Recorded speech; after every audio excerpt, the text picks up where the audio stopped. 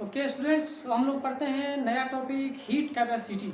ठीक है, जो टॉपिक हमारा क्या है, हीट कैपेसिटी। इसी के अंतर्गत हम लोग पढ़ेंगे स्पेसिफिक हीट कैपेसिटी। ठीक है, ये स्पेसिफिक हीट कैपेसिटी क्या होता है या हीट कैपेसिटी क्या होता है, दोनों चीज़ें हमें पढ़नी है।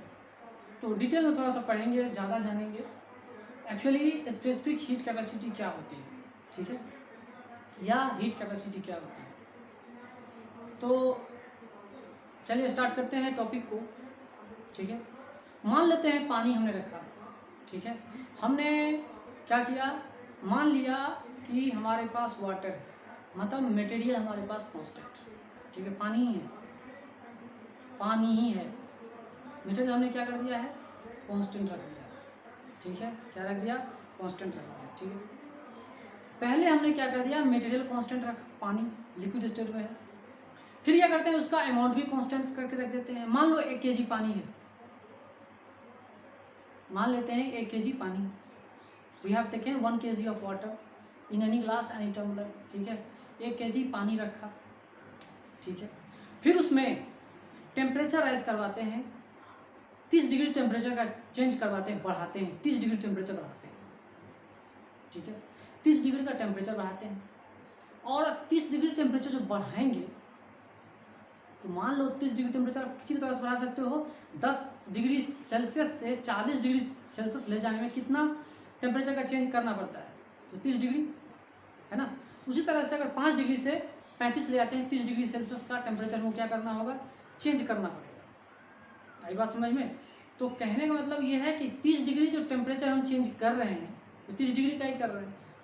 तो डिफरेंस इन टेम्परेचर मैंने आपको दे दिया 30 डिग्री सेल्सियस, मास भी दे दिया ऑब्जेक्ट का, और ऑब्जेक्ट को भी कांस्टेंट रख दिया।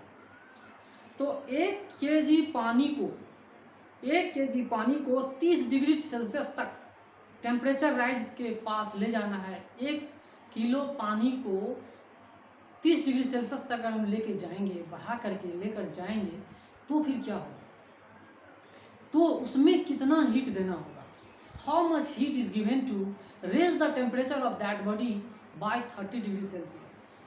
कितना हीट देना होगा, मान लीजिए कुछ देना होगा, मान लीजिए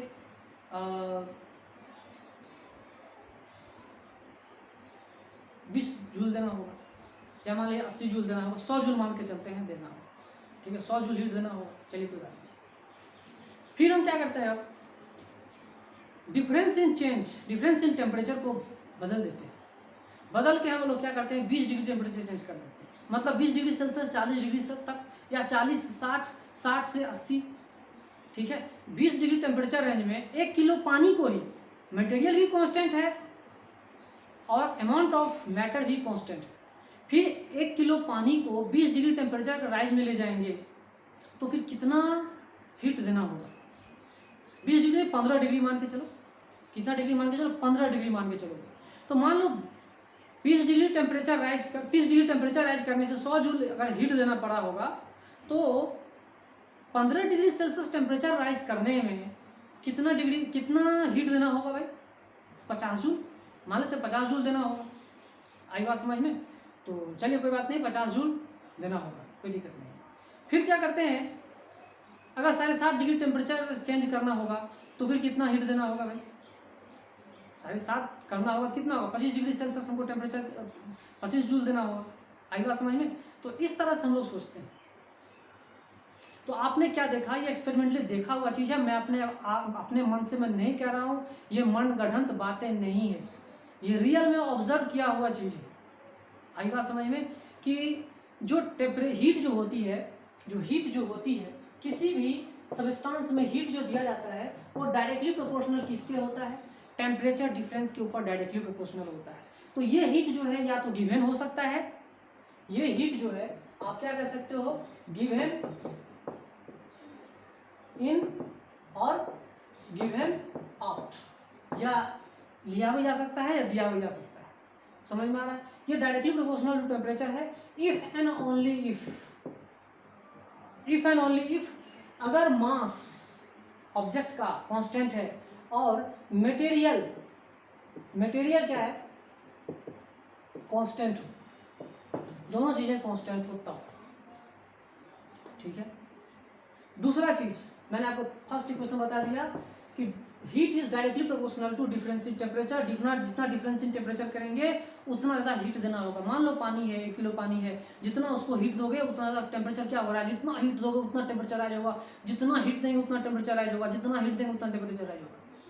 या उसे जितना हीट निकालेंगे उसका टेम्परेचर उतना डाउन होगा। जितना हीट की सब्सटेंस से लेते हैं उतना ही टेम्परेचर उसका क्या होता है, डाउन होते जाता है, डाउन होते जाता है, डाउन होते जाता है। आई बात समझ में? जितना की सब्सटेंस से हीट लेंगे उतना टेम्परेचर डाउन होता जाएगा। चलिए एक बात तो समझ में आया। फिर दूसरी कहानी क्या है? दूसरी कहानी क्या है कि अब हम लोग क्या करते हैं, मैटर को कांस्टेंट रखते हैं। ठीक है, क्या करते हैं, मैटर को कांस्टेंट रख देते हैं, टेम्परेचर डिफरेंस को भी कांस्टेंट रख देते हैं और अमाउंट ऑफ सब्सटेंस को चेंज कर देते हैं। क्या कांस्टेंट रखा हमने? क्या कांस्टेंट रखा हमने? तो डिफरेंस इन टेम्परेचर को कांस्टेंट रखा एंड मटेरियल कांस्टेंट रखा। ठीक है, तो देखा गया ये, ऑब्जर्व किया गया ये कि जितना आपने हीट दिया था वो डायरेक्टली प्रोपोर्शनल किसके ऊपर है भाई? तो वो मास के ऊपर है।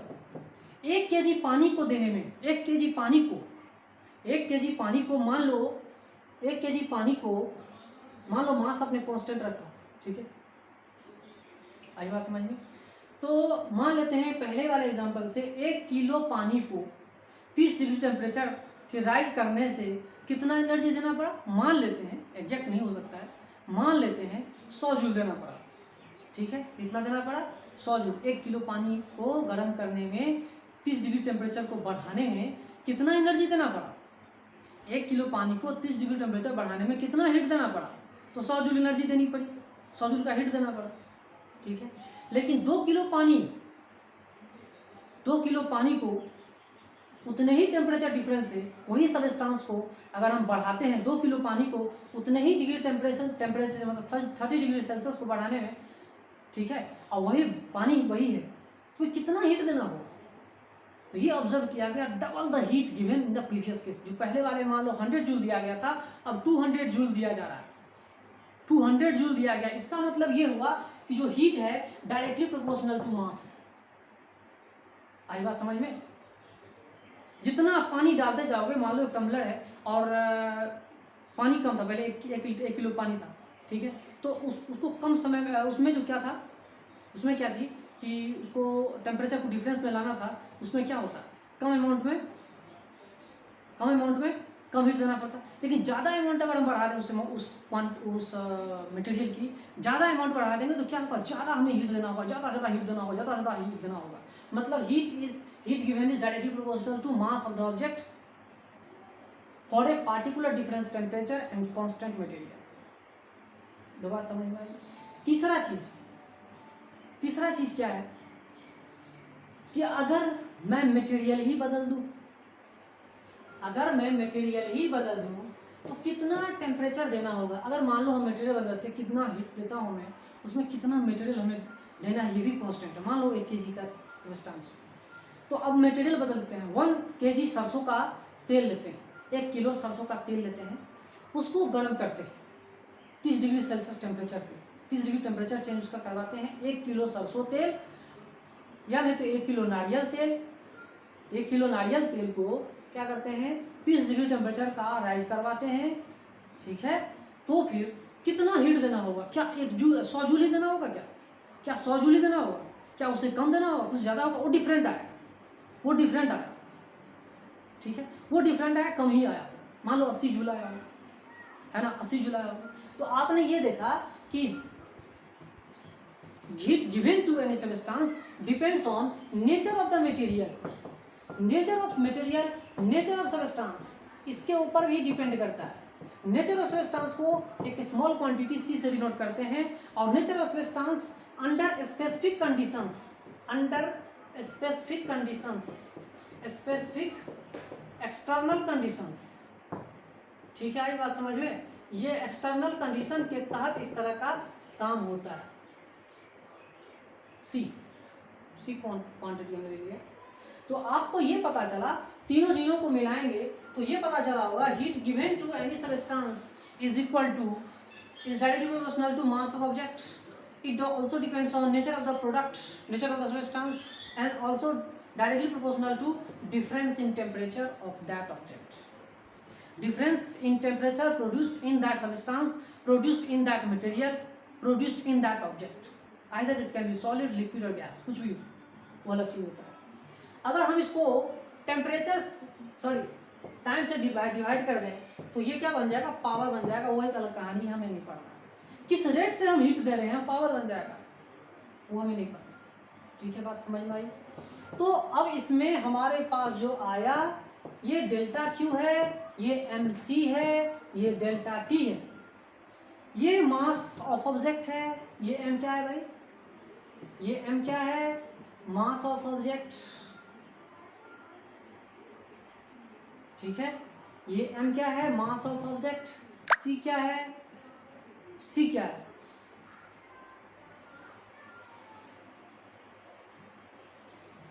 सी को कांस्टेंट ऑफ प्रोपोर्शनैलिटी भी आप मान सकते हो, कोई दिक्कत नहीं। ठीक है, अगर ये कांस्टेंट प्रोपोर्शनैलिटी है तो ठीक है, मान लेते हैं कांस्टेंट प्रोपोर्शनैलिटी। आई बात समझ में। तो कांस्टेंट प्रोपोर्शनैलिटी को भी हम एक दूसरे तरह से कह सकते हैं स्पेसिफिक हीट कैपेसिटी। इसका क्या नाम दिया गया, specific heat capacity of that substance and it completely depends on the nature of the object, nature of material, nature of substance. C जो है स्पेसिफिक हीट कैपेसिटी है।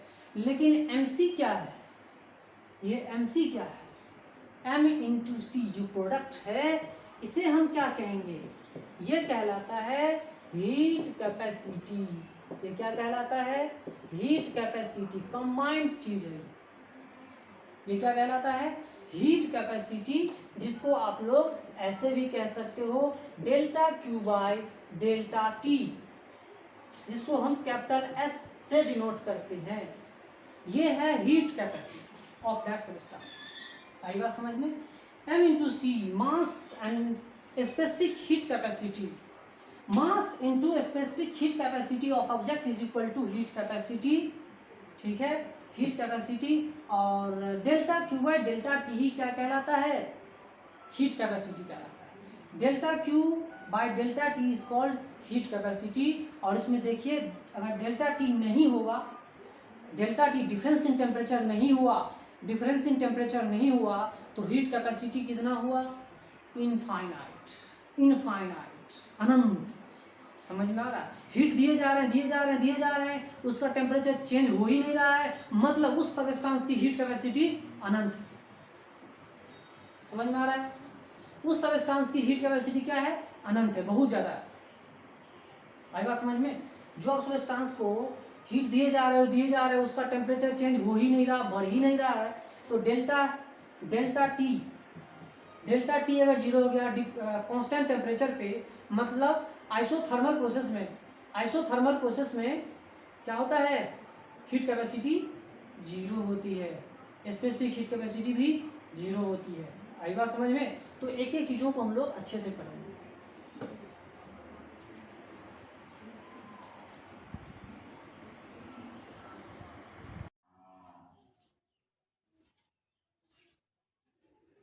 हीट कैपेसिटी, ठीक है, heat capacity of any substance, how will you define heat capacity of any substance.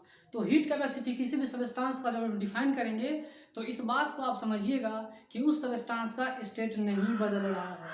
वो substance अगर solid है तो solid ही रहेगा, वो सब्सटेंस अगर लिक्विड है तो लिक्विड ही रहेगा, वो सब्सटेंस अगर गैसेस स्टेट में है तो गैसेस स्टेट में ही रहेगा, गैसेस स्टेट में ही पाया जाएगा, उसकी स्टेट चेंज नहीं होती है। जब हम डिफाइन करेंगे स्पेसिफिक हीट कैपेसिटी, दोनों कहानी में, दोनों डिफिनीशन में एक बात आप याद रखना कि ऑब्जेक्ट की स्टेट नहीं बदलती, सॉलिड से लिक्विड में नहीं जाता, लिक्विड से गैस में नहीं जाता, गैस से सॉलिड में नहीं आता, गैस से लिक्विड में नहीं आता, मतलब स्टेट चेंज नहीं होता है, सिर्फ और सिर्फ टेम्परेचर चेंज होता है, स्टेट कांस्टेंट रखता है। उस चीज़ को समझिए। ये क्या है, heat capacity, capital S that is equal to M into small C. It is defined as change in temperature of a body. ये क्या है, change in temperature of a body, body के टेम्परेचर में चेंज होना, परिवर्तन होना, घटना बढ़ना, जो कुछ भी है।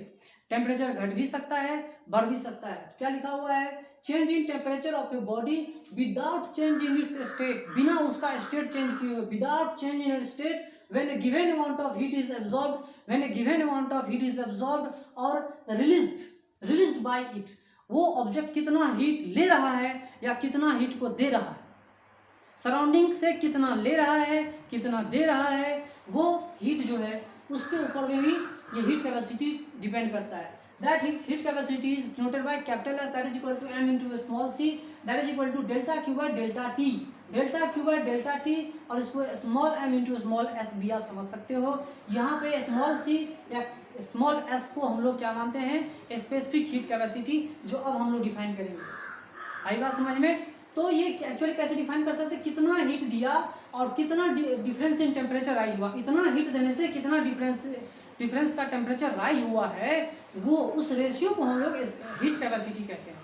उस रेशियो को हम लोग क्या कहते हैं, हीट कैपेसिटी कह सकते हैं, या नहीं तो mass into specific heat capacity को क्या कह सकते हैं, mass into specific heat capacity, specific heat capacity को हम क्या कह सकते हैं, हीट कैपेसिटी कहते हैं। क्या कहते हैं, हीट कैपेसिटी कह सकते हैं, कोई दिक्कत नहीं है। तो ये स्पेसिफिक हीट कैपेसिटी हीट पर डिपेंड करता है, डायरेक्टली डिपेंड करता है, याद रखना है इस चीज़ को। ये जो हीट कैपेसिटी है डायरेक्टली हीट पे डिपेंड करता है और इन्वर्सली डिफरेंस इन टेम्परेचर पे डिपेंड करता है। ओवरऑल इस रेशियो पे, overall delta Q by delta T इस रेशियो पे डिपेंड करता है हीट कैपेसिटी। ठीक है, आई बात समझ में? तो ये हीट कैपेसिटी का मतलब क्या है, उसको हम लोग अच्छे से समझते हैं। कितना आपने हीट दिया, कितना डिफरेंस इन टेम्परेचर आ चुका, ठीक है। और यहाँ पे एम इंटू सी दिया हुआ है, कोई दिक्कत नहीं है। तो अगर ये delta T tends to zero, delta T tends to temperature में चेंज नहीं होगा, आइसोथर्मल प्रोसेस अगर हो जाए या एडियाबैटिक प्रोसेस में हो जाए, तो हीट कैपेसिटी कितना होगा, जीरो, सॉरी इनफाइनाइट। क्या होगा, इनफाइनाइट होगा। लेकिन अगर कुछ हम हीट ही नहीं दे रहे हैं, किसी सिस्टम में कुछ हीट हम दे ही नहीं रहे हैं, तो उसका हीट कैपेसिटी कितना होगा, उस बॉडी का हीट कैपेसिटी कितना होगा, जीरो। उसमें हीट ही नहीं दिया जा रहा, बिना हीट के हीट कैपेसिटी हम डिफाइन ही नहीं कर सकते। आपने उस बॉडी में कुछ हीट दिया ही नहीं, फिर आप डिफाइन कैसे कर सकते हैं, उसमें तो हीट देना ही पड़ेगा। उसके कॉरेस्पॉन्डिंग कितना टेम्परेचर राइज हुआ है, इस रेशियो को हम लोग हीट कैपेसिटी कहते हैं, कैपिटल एस से डिनोट करते हैं। That is equal to small M into small C. Small M mass है और सी क्या है, specific heat capacity of that substance. Small S क्या है, स्पेसिफिक हीट कैपेसिटी। और दूसरे वर्ड में समझिए, mass into specific heat capacity of that object is called heat capacity of that object. ठीक है, इसका यूनिट देखिए, ऐसा यूनिट क्या है, जूल पर केल्विन। जूल पर केल्विन इसका यूनिट है, आई बात समझ में, जूल पर केल्विन है। इसी तरह से स्पेसिफिक हीट कैपेसिटी का यूनिट भी आप निकाल सकते हो, इसका क्या होगा, जूल पर केजी पर केल्विन, जो आगे हम लोग बताएंगे, है ना। स्पेसिफिक हीट कैपेसिटी, नेक्स्ट जो हमारा टॉपिक है वो क्या है, स्पेसिफिक हीट कैपेसिटी। ये स्पेसिफिक हीट कैपेसिटी क्या है, ठीक है, ये स्पेसिफिक हीट कैपेसिटी क्या है, जिसको हम स्मॉल एस के नाम से जानते हैं।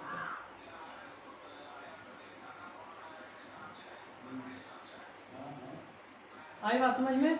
ये स्मॉल एस का मतलब है specific heat capacity. Specific heat capacity का मतलब ये है कि कोई भी सबस्टांस, कोई भी मटेरियल जिसके बारे में डिस्कस कर चुके हैं, हर एक सबस्टांस एक पार्टिकुलर डिफरेंस टेम्परेचर पे और पार्टिकुलर हीट देने पर हर एक सबस्टेंस की अलग अलग हीट कैपेसिटी बन जाती है। ठीक है, मान लो 100 जूल टेम्परेचर दिया और 10 डिग्री का टेम्परेचर भी हमने कांस्टेंट रखा, तो ये चीज़ें जो है अलग अलग सबस्टेंस की अलग अलग होगी, एक जैसा नहीं होगा। ठीक है, उसे हम बोलते हैं स्पेसिफिक हीट कैपेसिटी। स्पेसिफिक क्या है, सबस्टेंस के अकॉर्डिंगली वो क्या करता है, चेंज करते रहता है। आई बात समझ में? स्पेसिफिक हीट कैपेसिटी कहते हैं, एंड दैट इज कॉल्ड, क्या उसे हम कैसे डिफाइन करेंगे, that is defined as amount of heat per unit mass, amount of heat per unit mass absorbed or released to change its temperature by 1 unit, to change in temperature by 1 unit without change of state। मैंने पहले ही कहा state का change नहीं होगा, लेकिन क्या है कि कितना हीट दिया जा रहा है, पर यूनिट मास। अब जितना हीट दिया जा रहा है भाई, उतने को मास से अगर आप डिवाइड कर दोगे तो वो बन जाता है स्पेसिफिक हीट कैपेसिटी। मतलब मास पे भी डिपेंड करता है, मास से अगर आपने डिवाइड कर दिया तो आपकी स्पेसिफिक हीट कैपेसिटी हो गई विदाउट चेंज इन स्टेट। उसका स्टेट नहीं चेंज करना है, तो उसको हम स्पेसिफिक हीट कैपेसिटी कहते हैं। चाहे आप सी मान लो, चाहे आप एस मान लो, delta Q by small M into delta M. तो ये हीट पे डिपेंड करता है, inversely proportional difference in temperature पे डिपेंड करता है, मास को इन्वर्सली प्रोपोर्शनल करता है ना। तो specific heat capacity directly proportional to heat पर है, हीट पे डिपेंड करता है। जितना ज़्यादा हीट दोगे एक डिफरेंट मास और डिफरेंस इन टेम्परेचर के लिए, तो हीट कैपेसिटी ज़्यादा, स्पेसिफिक हीट कैपेसिटी ज़्यादा होगी। और मान लो हीट कांस्टेंट, हीट जो दिया आपने या लिया वो कांस्टेंट है, मास भी कांस्टेंट है, तो heat capacity inversely proportional to temperature difference. या नहीं तो delta T by delta T constant रखा तो specific heat capacity is inversely proportional to mass. Mass ज़्यादा मतलब हीट कैपेसिटी कम, मास ज़्यादा मतलब हीट कैपेसिटी कम। आई बात समझ में? मास ज़्यादा मतलब स्पेसिफिक हीट कैपेसिटी कम, लेकिन हीट कैपेसिटी ज़्यादा, हीट कैपेसिटी ज़्यादा है क्योंकि मास ज़्यादा, हीट कैपेसिटी ज़्यादा, स्पेसिफिक हीट कैपेसिटी कम। पर यूनिट मास डिफाइन करते हैं, कहीं कहीं पर यूनिट मोल भी लिखेंगे। आई बात समझ में? तो इसका ऐसा यूनिट हम लोग लिखते हैं, इसका ऐसा यूनिट क्या होगा? अगर हम इसका ऐसा यूनिट की बात करें तो पहले हमने लिखा जूल पर केजी, जूल पर केल्विन, है ना। जूल पर केल्विन लिखे थे, मास बचा हुआ था तो लिखेंगे जूल पर केजी पर केल्विन। इस तरह से हम लोग लिख सकते हैं, कोई दिक्कत नहीं। आई बात समझ में? जूल पर केजी पर केल्विन इस तरह से हम लिख सकते हैं। ये कहलाता है हमारा स्पेसिफिक हीट कैपेसिटी। आई बात समझ में? जिसके बारे में हमें डिटेल में पढ़ना है। ये टॉपिक तो हमें लगता है कि 9th-10th के स्टूडेंट्स को पढ़ाया जाता है, 9th-10th के बच्चों को पढ़ाया जाता है। ये 9th-10th के बच्चों को नहीं पढ़ाया जाता है, ये 11th-12th के बच्चों को पढ़ाया जाता है। बस इतना तक ही 9th-10th के बच्चे पढ़ते हैं, इसके बाद वो नहीं पढ़ते। आई बात समझ में? तो अब हम लोग पढ़ेंगे specific heat capacity of that object. तो पढ़ते हैं आगे।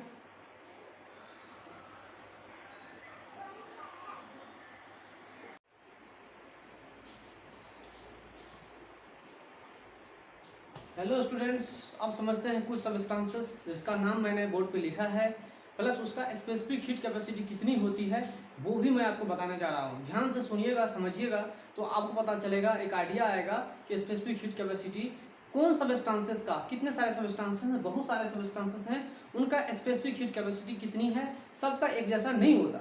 जैसे एग्जांपल के लिए हाइड्रोजन की बात करूं तो हाइड्रोजन की स्पेसिफिक हीट कैपेसिटी है वो वाटर की हीट कैपेसिटी से 3.5 टाइम्स ज़्यादा है, 3.5 टाइम्स। तो उसको मल्टीप्लाई करके देखो कितना आ रहा है। फर्स्ट ऑफ ऑल कैलकुलेट करके बताओ कितना आ रहा है। ये 4.86 को 3.5 से मल्टीप्लाई करके देखो कितना आ रहा है।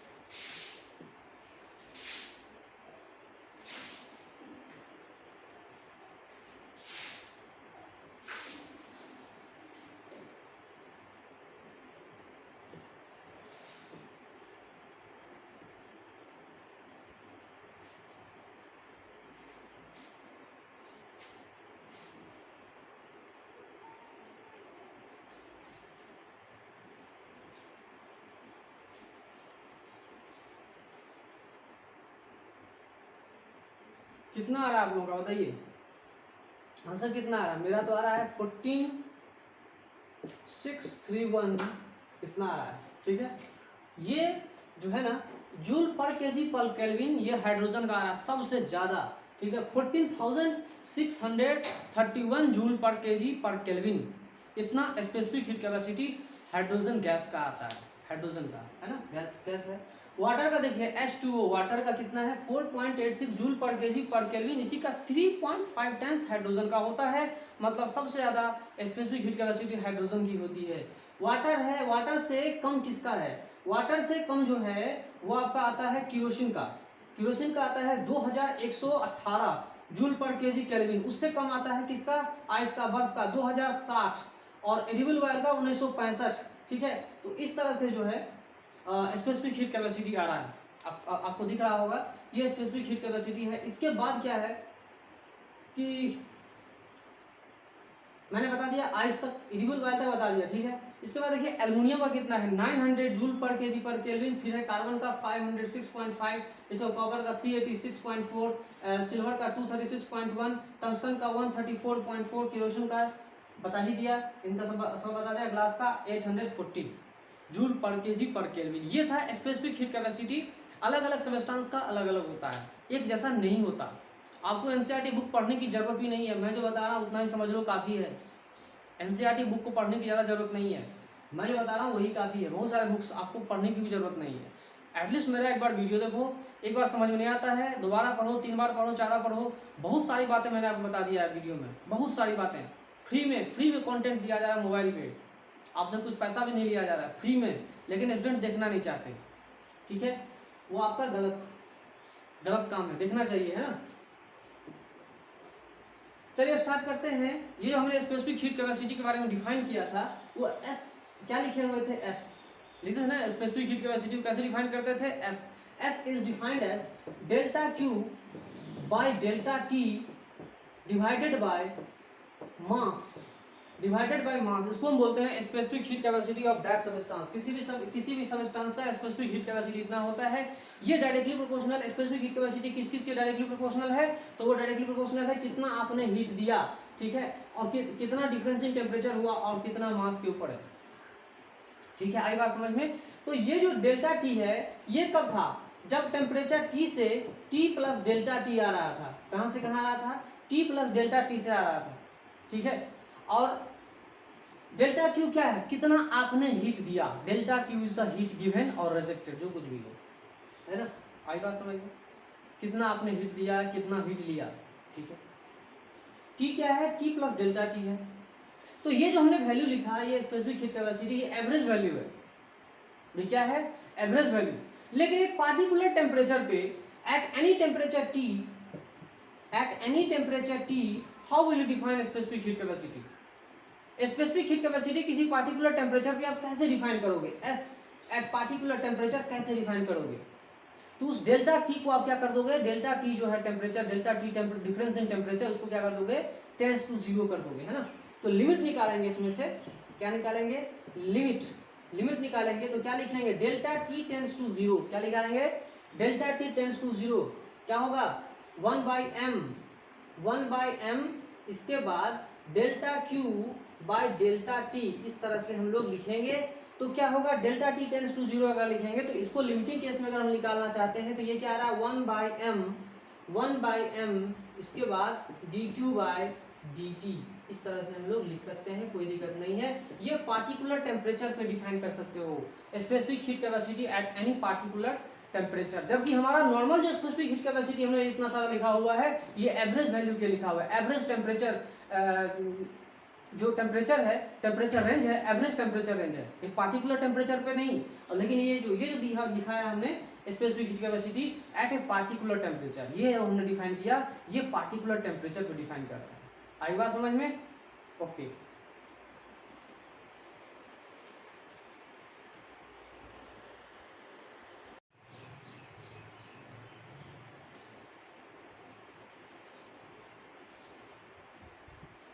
ओके आगे बढ़ते हैं। स्पेसिफिक हीट कैपेसिटी हम लोग जानते हैं और उसके बारे में थोड़ा सा और डिटेल में जानते हैं। ये स्पेसिफिक हीट कैपेसिटी अगर मैं किसी कांस्टेंट टेम्परेचर पे आपसे पूछूं तो क्या बोलोगे, अगर मैं आपसे पूछूं कि स्पेसिफिक हीट कैपेसिटी, देखो मैंने बताया एवरेज की बात करते हैं। स्पेसिफिक हीट कैपेसिटी अगर हमने एवरेज ले लिया 1/m delta Q by delta T, यही तो होता है और क्या होता है। तो कहने का मतलब ये है कि अगर कांस्टेंट टेम्परेचर है तो डेल्टा टी क्या है, डेल्टा टी क्या हो गया, 0 at constant temperature. Delta T क्या होगा, 0 मतलब ये क्या हो गया, delta Q by M into 0 that is equal to infinite. Specific heat capacity क्या है, इनफाइनाइट है, बहुत ज़्यादा हो गया। उसको समझिए कैसे, थोड़ा सा कैसे। Specific heat capacity during change of state eight constant temperature, और कांस्टेंट टेम्परेचर वाला जितना सारा प्रोसेस होता है उन सारे प्रोसेसेस को हम आइसोथर्मल प्रोसेस बोलते हैं। क्या बोलते हैं, आइसोथर्मल प्रोसेसेस बोलते हैं। और इस आइसोथर्मल प्रोसेस पे हमें स्पेसिफिक हीट कैपेसिटी उस सबस्टेंस का निकालना है। क्या निकालना है, इस पार्टिकुलर टेम्परेचर पे जिस टेम्परेचर पे स्टेट चेंज हो जा रहा है बॉडी का, उस स्पेसिफिक टेम्परेचर पर हमें क्या निकालना है, स्पेसिफिक हीट कैपेसिटी उस सबस्टेंस का निकालना है। वो कितनी होगी, तो वो होगी इनफाइनाइट। कैसे, वो समझिए। आइसोथर्मल प्रोसेस मैंने बताया कांस्टेंट टेम्परेचर पे स्टेट चेंज हो जा रहा है, तो एग्जाम्पल के लिए कौन कौन सा पॉइंट है, जैसे एग्जाम्पल के तौर पर मैं आपको बोलूँ melting point, boiling point, freezing point, ये सब क्या है, ये मेल्टिंग पॉइंट क्या है भाई? मेल्टिंग पॉइंट का मतलब क्या है? मेल्टिंग पॉइंट में होता क्या है? मेल्टिंग पॉइंट ऑफ वाटर की बात करें, मैं अगर 0 डिग्री सेल्सियस की बात करूं, 0 डिग्री सेल्सियस जो है आइस का मेल्टिंग पॉइंट है, ठीक है। तो अगर उसमें हीट देंगे, मान लो कुछ आइस हमने रखा है, ठीक है, अगर हम उसमें कुछ हीट सप्लाई करेंगे, इसमें कुछ हमने हीट सप्लाई किया, तो ये जाकर के क्या होगा, ये जाकर के क्या होगा, वाटर में कन्वर्ट हो जाएगा। ये क्या होगा, वाटर में कन्वर्ट हो जाएगा। तो यहाँ था क्या, यहाँ क्या था, आइस, ये क्या है, सॉलिड स्टेट, ये क्या है, सॉलिड स्टेट, और टेम्परेचर चेंज हो रहा है, क्या, टेम्परेचर चेंज नहीं हो रहा है, इस वाटर का भी टेम्परेचर इतना ही है, टेम्परेचर उतना ही है, हीट दिया जा रहा है, क्या किया जा रहा है भाई, इसमें हीट दिया जा रहा है, हीट देने की वजह से क्या होगा, इसका स्टेट चेंज होगा, सॉलिड से लिक्विड में, टेम्परेचर चेंज नहीं होगा, टेम्परेचर भी रिमेन कांस्टेंट, टेम्परेचर क्या होता है, कांस्टेंट रहता है, इस बात को समझिए। जब स्टेट चेंज कर रहे हैं हम एक पार्टिकुलर टेम्परेचर पे, टेम्परेचर को कांस्टेंट बना के रखे हुए हैं, 0 डिग्री सेल्सियस पे पानी भी रहता है और 0 डिग्री सेल्सियस पे आइस भी रहता है, इस चीज को आप लोग समझो, आई बात समझ में। तो 0 डिग्री सेल्सियस पे कांस्टेंट टेम्परेचर पे अगर हम कुछ हीट सप्लाई करेंगे आइस में, बिना हीट सप्लाई किए हुए तो पानी में कन्वर्ट होने वाला है नहीं, होगा क्या, नहीं होगा। तो इसको जो हम हीट सप्लाई कर रहे हैं, इससे क्या हो रहा है, कुछ हीट इसको जो मिल रहा है वो एक्स्ट्रा हीट जाकर के इसमें जा रहा है, कुछ हीट इसको क्या कर रहा है, एक्स्ट्रा हीट जो है यही इसको सॉलिड से लिक्विड में कन्वर्ट कर रहा है, आई बात समझ में। जो हम एक्स्ट्रा हीट सप्लाई कर रहे हैं इस आइस को, जो एक्स्ट्रा हीट हम सप्लाई कर रहे हैं आइस को, वो उसका इंटरमोलिकुलर फोर्स ऑफ अट्रैक्शन हो गया करता है, इतना कमजोर करता है उसको वाटर फॉर्म में ले आता है, आई बात समझ में, वाटर फॉर्म में ले आता है, आई बात समझ में, वाटर में ले आता है एक पार्टिकुलर टेम्परेचर पे। तो उस समय जो स्पेसिफिक हीट कैपेसिटी होगी आइस की या वाटर की कितनी होगी, तो चेंज ऑफ स्टेट में स्पेसिफिक हीट कैपेसिटी इनफाइनाइट होती है, क्योंकि आप देख लीजिए डिफरेंस इन टेम्परेचर कुछ है ही नहीं, 0 degree Celsius difference temperature infinite, मतलब इनफाइनाइट हीट दोगे तो क्या होगा, उस समय स्पेसिफिक हीट कैपेसिटी इसके अंदर इनफाइनाइट हीट कैपेसिटी ऑब्टेन करने की क्षमता है। मान लो बहुत ज़्यादा आइस हो गया, ठीक है, बहुत ज़्यादा आइस हो गया, तो जब हीट उसमें आइस में हीट देंगे तो कब तक देंगे, जब तक हीट पूरा का पूरा सॉलिड लिक्विड में कन्वर्ट नहीं हो जा रहा, पूरा का पूरा सॉलिड लिक्विड में कन्वर्ट नहीं हो जा रहा है, तब तक कुछ ना कुछ हमको हीट सप्लाई करनी पड़ेगी। लेकिन स्पेसिफिक हीट कैपेसिटी कितनी होगी, स्पेसिफिक हीट कैपेसिटी कितनी होगी, 0। क्या होगी, स्पेसिफिक हीट कैपेसिटी कितनी होगी, 0, ठीक है। वैसे ही समझिए कि 100 डिग्री सेल्सियस पे, एट 100 डिग्री सेल्सियस क्या होता है, बॉइलिंग पॉइंट है, ये वाटर का बॉइलिंग पॉइंट है एट एटमॉस्फेरिक प्रेशर, ठीक है, ये बॉइलिंग पॉइंट एटमॉस्फेरिक प्रेशर पे भी डिपेंड करता है। तो नॉर्मली मान लीजिए 100 डिग्री सेल्सियस ये जो है वाटर की बॉइलिंग पॉइंट है, वाटर की बॉइलिंग पॉइंट है, ठीक है। तो वाटर से वाटर वेपर में हम कन्वर्ट कर रहे हैं, किसमें कन्वर्ट कर रहे हैं, वाटर से वाटर वेपर में कन्वर्ट किया जा रहा है, इस चीज को आप लोग याद रखिएगा। वाटर से वाटर वेपर में 100 डिग्री सेल्सियस में जो कन्वर्ट कर रहे हैं, तो इसमें क्या है, कांस्टेंट टेम्परेचर तो हम रख दिया, लेकिन इसमें क्या कर रहे हैं हम, कुछ ना कुछ हीट सप्लाई कर रहे हैं, कुछ ना कुछ हम क्या कर रहे हैं, हीट सप्लाई कर रहे हैं। ये जो हीट मिल रहा है उसको, यही एक्स्ट्रा हीट इस वाटर को वाटर वेपर में कन्वर्ट कर देगा। इसीलिए इसकी जो इंटरनल एनर्जी है वो ज़्यादा है, एक्चुअली हीट देने से इसकी इंटरनल एनर्जी बढ़ जाती है, और ये इंटरनल एनर्जी इतना बढ़ जाती है कि वाटर में तब्दील हो जाता है। ये वाटर जो खौलता हुआ पानी है, 100 डिग्री सेल्सियस पे, उसमें अगर और एक्स्ट्रा हम हीट देंगे, कुछ हीट देते हैं, ठीक है, तो वाटर वेपर में कन्वर्ट हो जाता है। तो एक्स्ट्रा हीट दे रहे हैं उसमें क्या होता है, वो कन्वर्ट होता है वाटर वेपर में। लेकिन स्पेसिफिक हीट कैपेसिटी की बात करूं तो वो क्या हो जाएगा, इनफाइनाइट हो जाएगा, देते जाओ हीट कैपेसिटी उसकी खत्म ही नहीं होगी, इनफाइनाइट उसी को बोलते हैं, ओके।